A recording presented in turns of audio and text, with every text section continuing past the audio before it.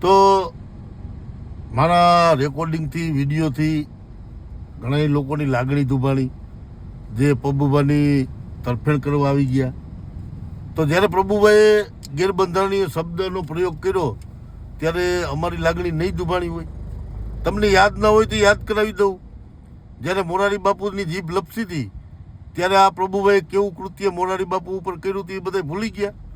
આજે તમે એને બચાવવા, એના ઘણા એના પાગ્યાઓ છે, એને સારો કેવા નીકળે, સારો હોય તો એ તમને મુબારક.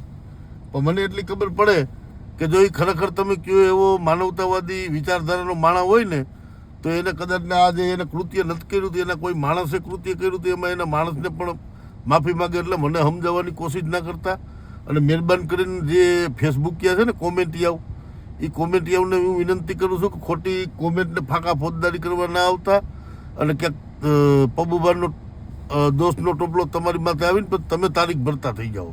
એટલે મને એ તમે હવે રહેવા દેજો.